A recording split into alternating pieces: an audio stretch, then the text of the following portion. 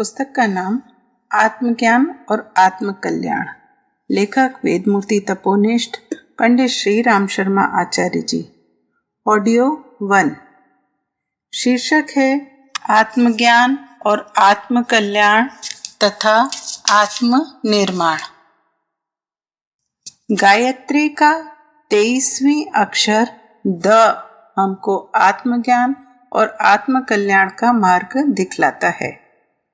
दर्शन आत्मनः कृत्वा जानीयादात्म गौरवम ज्ञात्वा तु तद्दतात्मानं पूर्णोन्नति पथमं नयेत्। आत्मा को देखें, आत्मा को जाने, उसके गौरव को पहचाने और आत्मोन्नति के मार्ग पर चलें। मनुष्य महान पिता का सबसे प्रिय पुत्र है। सृष्टि का मुकुटमणि होने के कारण उसका गौरव और उत्तरदायित्व भी महान है। यह महत्ता उसके दुर्बल शरीर के कारण नहीं, वरन आत्मिक विशेषताओं के कारण है। आत्मगौरव की रक्षा करना मनुष्य का परम कर्तव्य है। जिससे आत्मगौरव घटता हो, आत्मग्लानि होती हो, आत्महनन करना पड़ता है, ऐसे धन, सुख, भोग और पद को लेने की अपेक्षा भूखा नंगा रहना ही अच्छा है। जिसके पास आत्मधन है, उसी को सच्चा धनी समझना चाहिए। जिसका आत्मगौरव सुरक्षित है, वह इंद्र के समान बड़ा पदवीधारी है। भले ही चांदी और तांबे के टुकड़े उसके पास कम मात्रा में ही क्यों न हो। अपने को शरीर समझने से मनुष्य मायाग्रस्त होता है और शरीर से संबंध रखने वाली सांसारिक उलझनों से ही उलझकर मनुष्य जीवन जैसे अमूल्य सौभाग्य को गंवा देता है। जब यह अनुभूति होने लगती है कि मैं आत्मा हूँ, शरीर तो मेरा एक अल्पस्थायी वस्त्र मात्र है, वर्तमान जीवन तो एक छोटी कड़ी मात्र है, तो वह अपना स्वार्थ उन बातों में देखता है जिनसे आत्महित साधन हो सकता है। आत्मनिर्माण का मार्ग। मनुष्य का अंतःकरण कुछ विश्वासों से आच्छादित रहता है। इन विश्वासों के आधार पर ही जीवन यात्रा संचालित होती रहती है। शरीर की क्रियाएं मन, बुद्धि की इच्छानुसार होती है। इस प्रकार शरीर और मन तीनों की गतिविधि उन विश्वास बीजों पर अवलंबित होती है। कुछ विश्वास बीज तो प्राणी पूर्व जन्मों के संस्कार रूप में साथ लाता है, पर अधिकांश का निर्माण इसी जीवन में होता है। माता पिता के, कुटुंबियों के, पड़ोसियों के व्यवहार का बहुत सा भाग बालक ग्रहण करता है। सामने घटित होने वाली घटनाओं का प्रभाव, वातावरण और परिस्थितियों का प्रभाव बच्चे पर अनिवार्य रूप से पड़ता है। बड़े होने पर पुस्तकों से, मित्रों से, प्रवचनों से तथा अपनी तर्क शक्ति से वह कुछ निष्कर्ष निकालता है। इन निष्कर्षों के विरोध में कोई जबरदस्त तर्क या कारण सामने न आवे तो वे विश्वास बीज की तरह मनोभूमि में गड़ जाते हैं और वहीं अपनी जड़ें गहराई तक जमा लेते हैं। इन बीजों के जो पौधे उगते हैं, उन्हें हम विचार या कार्य के रूप में प्रकट होता हुआ देखते हैं। मनुष्य अहंकार प्रधान प्राणी है। उसे अहम सबसे अधिक प्रिय है। जिस वस्तु के साथ वह अहम को जोड़ लेता है, वह वस्तुएं भी जिसे प्रिय लगने लगती हैं। स्त्री, पुत्र, धन, वैभव, यश अपने हों तो प्रिय लगते हैं, पर यदि वे ही दूसरे के हों तो उनमें कुछ रुचि नहीं होती। कभी कभी तो उल्टे ईर्ष्या, जलन, डाह तक होता है। अपने दोष सुनने का धैर्य बड़े बड़े धैर्यवानों को नहीं होता है और अपनी प्रशंसा सुनने के लिए बड़े बड़े त्यागी भी अधीर हो जाते हैं। यही अहम भाव अपने विश्वास बीजों के साथ संयुक्त हो जाता है तो वह अपने धन या स्त्री, पुत्रों के समान प्रिय लगने लगते हैं।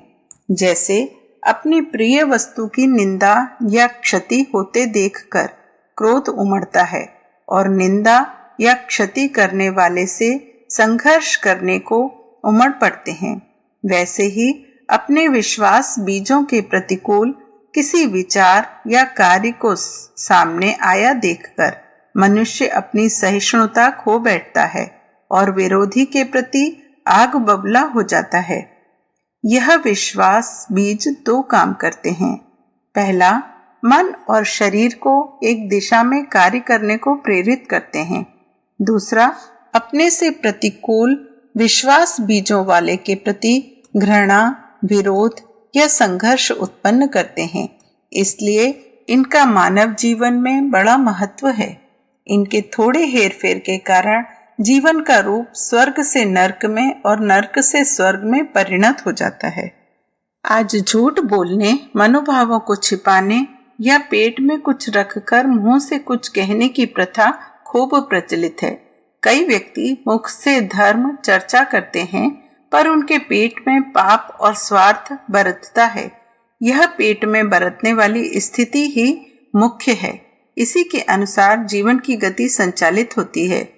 एक मनुष्य के मन में विश्वास जमा होता है कि पैसे की अधिकता ही जीवन की सफलता है। वह धन जमा करने के लिए दिन रात जुटा रहता है। जिसके हृदय में यह धारणा है कि इंद्रिय भोगों का सुख ही प्रधान है, वह भोगों के लिए बाप दादाओं की जायदाद भी फूंक देता है।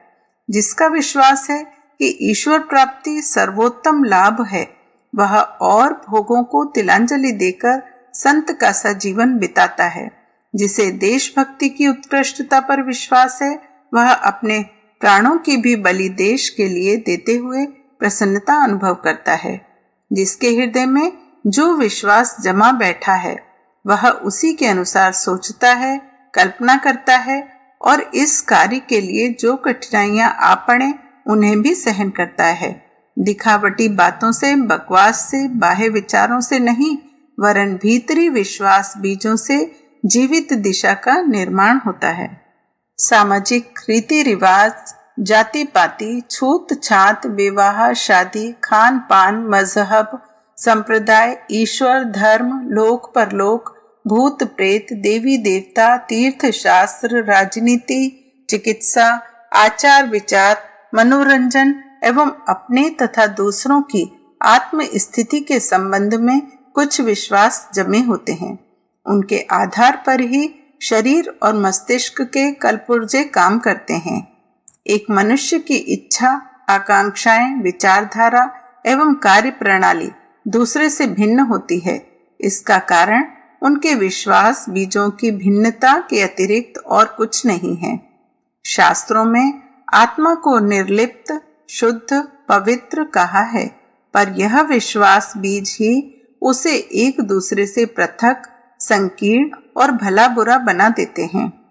सांप्रदायिक, जातिगत, दलगत, प्रांतीय रीति रिवाजों एवं विचारधाराओं के संपर्क के कारण मनुष्य उन्हें ग्रहण कर लेता है। आमतौर से मनुष्य का स्वभाव नकल करने का है। तर्क और विवेक का वह कभी कभी और कहीं कहीं ही प्रयोग करता है। कारण यह है कि तर्क करने और दूरदर्शिता पूर्वक बारीकी से विचार करने में मस्तिष्क को विशेष भारी बोझ उठाना पड़ता है। जैसे भारी शारीरिक श्रम करने से सब लोग जी चुराते हैं, वैसे ही तीक्ष्ण वेधक दृष्टि से सत्य के तथ्य पर पहुंचने का भारी मानसिक श्रम करने का लोगों का साहस नहीं होता। बहुतों में तो इस प्रकार की योग्यता भी नहीं होती। जिनमें होती है वे अपने परम प्रिय विषय को छोड़कर अन्य विषयों में गंभीर दृष्टि डालने का प्रयत्न नहीं करते। इस प्रकार से आमतौर से देखा देखी नकल करने की परंपरा चल पड़ती है। यही परंपराएं कालांतर में विश्वास बीज बन जाती हैं। अपनी बात को ही प्रधान मानने और ठीक मानने का अर्थ और सबकी बातें झूठा मानना है। इस प्रकार का अहंकार अज्ञान का द्योतक है। इस असहिष्णुता से घृणा और विरोध बढ़ता है। सत्य की प्राप्ति नहीं होती। सत्य की प्राप्ति होना तभी संभव है जब हम अपनी भूलों, त्रुटियों और कमियों को निष्पक्ष भाव से देखें। अपने विश्वास बीजों का हमें निरीक्षण और परीक्षण करना चाहिए, जो हमारे शक्ति केंद्र हैं, जिनकी प्रेरणा से हमारी जीवन दिशा संचालित होती है। उन विश्वास बीजों का हमें निष्पक्ष भाव से कठोर समालोचक की तरह भली प्रकार अपनी अंतः भूमि में निरीक्षण करना चाहिए। जैसे चतुर किसान अपने खेत में उगे हुए झाड़ झंखाड़ों को अपना नहीं समझता, ना उनसे अपने मन का मोह करता है, वरन उन्हें निष्ठुरता पूर्वक उखाड़ फेंक देता है, उसी प्रकार हमें अपने संस्कारों को उखाड़ उखाड़ कर फेंक देना चाहिए। अब तक हम यह मानते रहे हैं, इसे बदलने में हमारी हेठी होगी, ऐसी झिझक व्यर्थ है। आत्मनिर्माण के लिए, सत्य की प्राप्ति के लिए हमें अपना पुनर्निर्माण करना होगा। जैसे सिर के बाल घोटम घोट करा के ब्रह्मचारी गुरुकुल में प्रवेश करता है, वैसे ही अपनी समस्त पूर्व मान्यताओं को हटाकर नए सिरे से उचित, उपयोगी एवं सच्ची मान्यताओं को हृदय भूमि में प्रतिष्ठित करना चाहिए। तभी इस आत्मनिर्माण के महामंदिर में पदार्पण कर सकते हैं। पक्षपाती और भ्रांत धारणाओं के दुराग्रही के लिए सत्य दर्शन असंभव है। अगला शीर्षक है आत्मोन्नति के लिए आवश्यक गुण। यदि आप जल्दी आध्यात्मिक उन्नति चाहते हैं तो इसके लिए सजगता, होशियारी रखना बहुत जरूरी है। आध्यात्मिक मार्ग में थोड़ी सी सफलता, थोड़ी सी मन की गंभीरता, एकाग्रता, सिद्धियों के थोड़े से दर्शन, थोड़े से अंतः ज्ञान की शक्ति से ही कभी संतुष्ट मत रहो। इससे ज्यादा ऊंची चढ़ाइयों पर चलना अभी बाकी है। अपने जीवन को सेवामय बना दो। सेवा के लिए अपने हृदय में चाव तथा उत्साह भर लो। दूसरों के लिए प्रसाद बनकर रहो। यदि ऐसा करना चाहते हो तो आपको अपने मन को निर्मल बनाना होगा, अपने आचरण को दिव्य तथा आदर्श बनाना होगा। सहानुभूति, प्रेम, उदारता, सहनशीलता और नम्रता बढ़ानी होगी। यदि दूसरों के विचार आपके विचारों से मुक्त हों तो उनसे लड़ाई झगड़ा ना करो। अनेक प्रकार के मन होते हैं।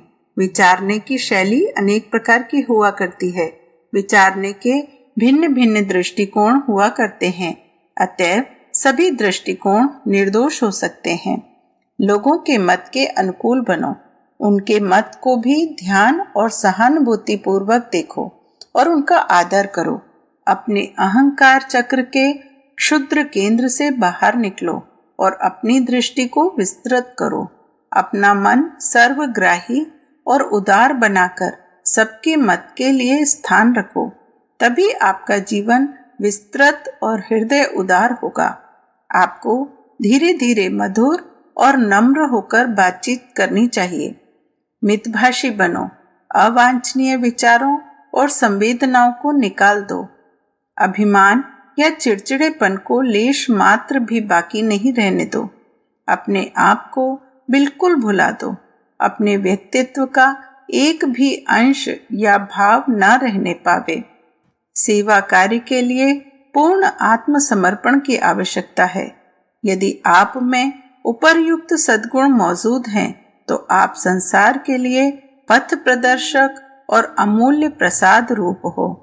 आप एक अलौकिक सुगंध पुष्प हो जिसकी सुगंध देश भर में व्याप्त हो जाएगी। यदि आपने ऐसा कर लिया तो समझ लो अपने बुद्धत्व की उच्चतम अवस्था को प्राप्त कर लिया। नम्र, दयालु, उपकारी और सहायक बनो। यही नहीं कि कभी कभी यथावकाश इन गुणों का उपयोग किया जाए, बल्कि सर्वकाल में आपके सारे जीवन में इन्हीं गुणों का अभ्यास होना चाहिए। एक भी शब्द ऐसा मत कहो जिससे दूसरों को दुख पहुंचे। बोलने से पहले भली प्रकार विचार करो और देख लो कि जो कुछ आप कहने लगे हो वह दूसरों के चित्त को दुखी तो नहीं करेगा। क्या वह बुद्धि संगत, मधुर, सत्य तथा प्रिय तो है? पहले से ही ध्यान पूर्वक समझ लो कि आपके विचार, शब्दों और कार्यों का क्या प्रभाव होगा। प्रारंभ में आप भले ही कई बार असफल हो सकते हो, परंतु यदि आप अभ्यास करते रहे तो अंत में आप अवश्य सफल हो जाओगे। आपको कोई काम निरुत्साह से, लापरवाही से या बेमन से नहीं करना चाहिए। यदि मन की ऐसी वृत्ति रखोगे तो जल्दी उन्नति नहीं कर सकते। संपूर्ण चित्त, मन, बुद्धि, आत्मा उस काम में लगा होना चाहिए, तभी आप उसे योग या ईश्वरपन कह सकते हो। कुछ मनुष्य हाथों से तो काम करते हैं और उनका मन कलकत्ता के बाजार में होता है, बुद्धि दफ्तर में होती है और आत्मा स्त्री या पुत्र में संलग्न होती है। यह बुरी आदत है। आपको कोई भी काम हो उसे योग्यता से, संतोषप्रद ढंग से करना चाहिए। आपका आदर्श यह होना चाहिए कि एक समय में एक ही काम अच्छे ढंग से किया जाए।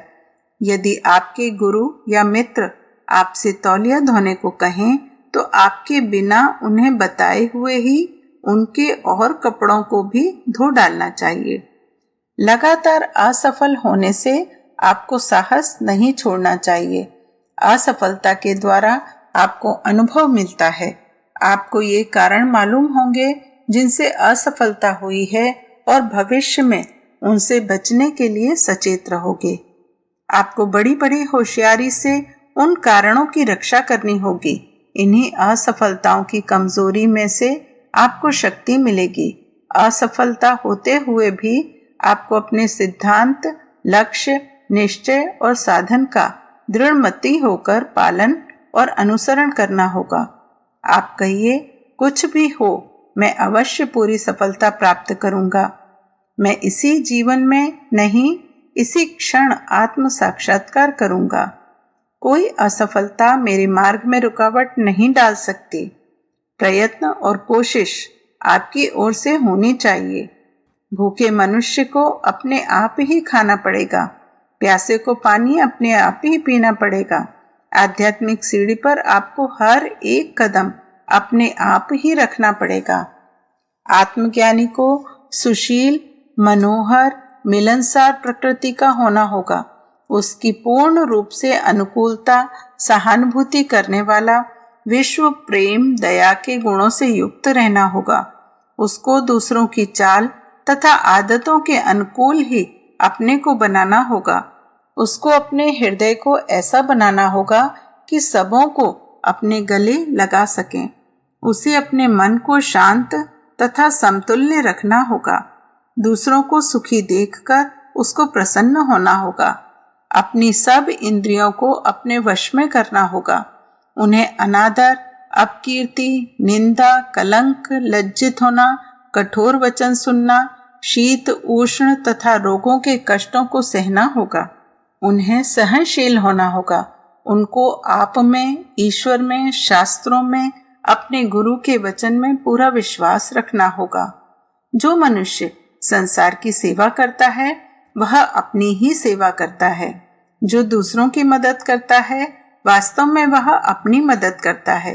यह सदा ध्यान में रखने योग्य बात है कि जब आप दूसरे व्यक्ति की सेवा करते हैं, जब आप अपने देश की सेवा करते हैं, तब आप यह समझकर कि ईश्वर ने आपको सेवा द्वारा अपने को उन्नत और सुधारने का दुर्लभ अवसर दिया है, उस मनुष्य के प्रति कृतज्ञ हों जिसने आपको सेवा करने का अवसर दिया हो। निष्काम सेवा करने से आप अपने हृदय को पवित्र बना लेते हैं। अहम भाव, घृणा, ईर्ष्या, श्रेष्ठता का भाव और इसी प्रकार के और सब आसुरी संपत्ति के गुण नष्ट हो जाते हैं। नम्रता, शुद्धता, प्रेम, सहानुभूति, क्षमा, दया आदि की वृद्धि होती है। भेदभाव मिट जाते हैं।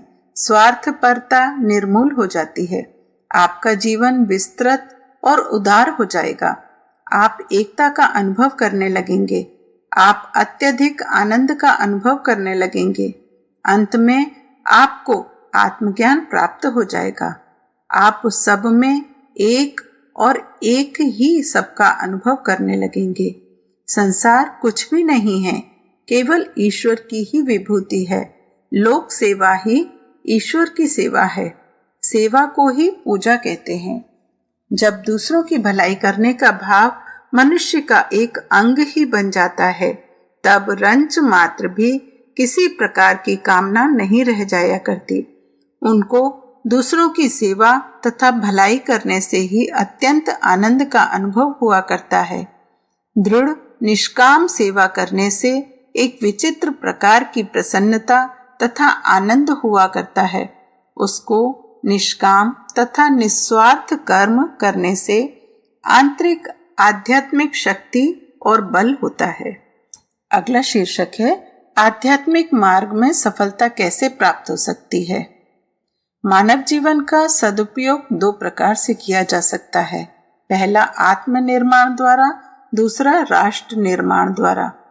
इसमें प्रथम साधन अर्थात आत्मनिर्माण पर विचार करें तो विदित है कि आत्मनिर्माण निम्न साधनों से संभव है।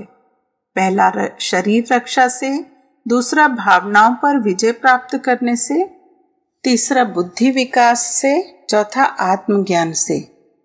आत्मनिर्माण का प्रथम साधन मानव का शरीर है। शरीर वह यंत्र है जिसकी सहायता से मानव संसार में कर्म पथ पर अग्रसर होता है, नाना कर्तव्यों का पालन करता है तथा संसार, समाज, देश और विश्व की प्रगति समझता है। संसार कैसा है, उसमें कितनी प्रगति हो रही है, किस दिशा में हो रही है, कितनी अच्छाई या बुराई है, यह मानव के शरीर पर अवलंबित है।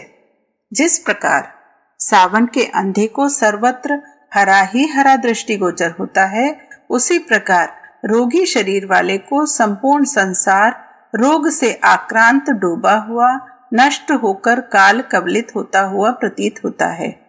अस्वास्थ्यकर स्थानों, निंद पेशा करते हुए व्यक्तियों को संसार में भोग विलास, श्रृंगार, उत्तेजक पदार्थ इत्यादि के अतिरिक्त कुछ दिखाई नहीं देता। जिसने अपने शरीर को मद्य, तंबाकू, चरस, अफीम इत्यादि उत्तेजक पदार्थों पर पाला है, वह व्यक्ति पशुत्व की श्रेणी में पड़ा पड़ा नारकीय कीट पतंगों का जीवन व्यतीत करता है। अस्वस्थ रोगी मनुष्य के विचार भी अस्वस्थ कर अनिष्ट ही होते हैं। यह संसार को अहंकार की संकीर्णता में बंधा हुआ देखता है। रोगी शरीर क्या तो अपना भला कर सकता है, क्या दूसरों का कल्याण कर सकता है। उसके विचार बासी, योजनाएं रोगी, कल्पनाएं दूषित, वासनाएं अप्रदीप्त, इच्छाएं अनिष्ट कर ही रहेंगी। आत्मनिर्माण के इच्छुकों, निरोग और स्वस्थ शरीर बनाओ, जिससे तुम स्वयं अनिष्टकर चिंतन से बच सको तथा अहितकर कल्पनाओं से बचकर अपना जीवन दिव्य प्रबंध से सुव्यवस्थित कर सको। तुम्हें वही ग्रहण करना चाहिए जो शुभ हो। स्वस्थ पवित्र जीवन सात्विक वस्तुओं के भोजन पर निर्भर है। तुम जो भोजन करते हो उसी के अनुसार तुम्हारी भावनाओं का निर्माण होता है। सात्विक वस्तुओं गेहूं, चावल, फल, तरकारियों, दूध, मेवे इत्यादि पर बना हुआ स्वस्थ मनुष्य आत्मनिर्माण सरलता से कर सकता है। उसकी भावनाएं तामसी वस्तुओं की ओर आकृष्ट ना होंगी। वह दूसरों के प्रति कभी घृणा, द्वेष, ईर्ष्या, क्रोध की भावनाएं नहीं ले जाएगा। इसके विपरीत मांस, मादक द्रव्य, तामसी उत्तेजक पदार्थों, मद्य आदि के बल पर स्वस्थ शरीर अंदर से खोखला रहेगा। वह उस रेत की दीवार की भांति है जो धक्के से धाराशायी हो सकती है। नींद, परिश्रम, श्वास प्रश्वास के व्यायाम, दूध, छाछ, फलों के रस, ये सभी तत्व शरीर की रक्षा के लिए अमूल्य हैं। उपवास द्वारा रोग से मुक्ति तथा अंतरंग शुद्धि करते रहना अनिवार्य है। आत्मनिर्माण की दूसरी साधना है भावनाओं पर विजय। गंदी वासनाएं दग्ध की जाएं तो दैवी संपदाओं का विकास किया जाए तो उत्तरोत्तर आत्मविकास हो सकता है। कुत्सित भावनाओं में क्रोध, घृणा, द्वेष, लोभ और अभिमान, निर्दयता, निराशा, अनिष्ट भाव प्रमुख हैं। धीरे धीरे इनका मूलोच्छेदन कर देना चाहिए। इनसे मुक्ति पाने का एक यह भी उपाय है कि इनके विपरीत गुणों धैर्य, उत्साह, प्रेम, उदारता, दानशीलता, उपकार, नम्रता, न्याय, सत्यवचन, दिव्य भावों का विकास किया जाए। ज्यों-ज्यों दैवी गुण विकसित होंगे, दुर्गुण स्वयं दग्ध होते जाएंगे। दुर्गुणों से मुक्ति पाने का यही एक मार्ग है। आप प्रेम का द्वार खोल दीजिए, प्राणी मात्र को अपना समझिए, समस्त कीट पतंग पशु पक्षियों को अपना समझा कीजिए, संसार से प्रेम कीजिए। आपके शत्रु स्वयं दब जाएंगे, मित्रता की अभिवृद्धि होगी। इसी प्रकार धैर्य, उदारता, उपकार इत्यादि गुणों का विकास प्रारंभ कीजिए।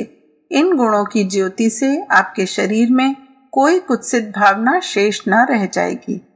अनिष्ट भाव से स्वयं दूसरों की ही हानि नहीं होती, उसकी हानिकारक तरंगें विश्व में व्याप्त होकर वातावरण को दूषित करती हैं, जिससे महायुद्ध होते हैं, जिनमें असंख्य व्यक्तियों का संहार होता है। आत्मनिर्माण का तृतीय साधन है बुद्धि विकास। इससे सत्कर्म तथा दुष्कर्म का विवेक जागृत होता है। शुभ क्या है, अशुभ किसे कहते हैं इत्यादि ज्ञान मनुष्य की बुद्धि के विकास द्वारा ही प्राप्त होता है। बुद्धि विकास के 4 प्रमुख साधन हैं: सत्संग, अध्ययन, विचार और भूल। सत्संग से कुटुंब और समाज का कल्याण होता है। जिन अध्यात्मवादियों, ऋषि महात्माओं, विद्वानों या विचारकों ने संसार में आध्यात्मिक उन्नति की है, उनके संपर्क में आने से मनुष्य को संसार की विषमताओं से बचने के अनेक साधन प्राप्त होते हैं। अपनी समस्याओं का हल निकलता है। आगे आने वाली कठिनाइयों से मुक्ति के साधन एकत्र करने में सहायता प्राप्त होती है। अध्ययन से मनुष्य महापुरुषों का सत्संग प्राप्त करता है। पुस्तक का अर्थ है किसी विद्वान का सर्वदा सोते जागते पुस्तक के पृष्ठों के रूप में आपके समक्ष रहना।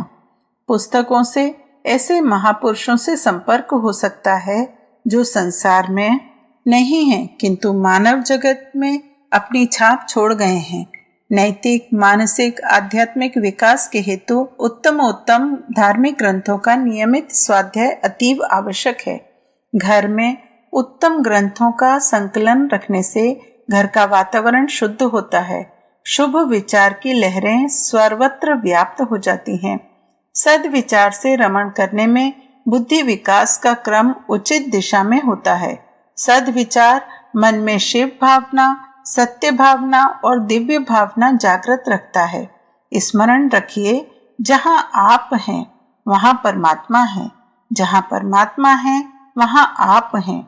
आपका जीवन और व्यवहार दिव्य प्रबंध से सुव्यवस्थित है। परमात्मा आपसे प्रेम करता है और सदैव आपका सहायक है। आप कभी दुखी, शांत या निराश नहीं हो सकते, क्योंकि आपका संचालक परमात्मा है।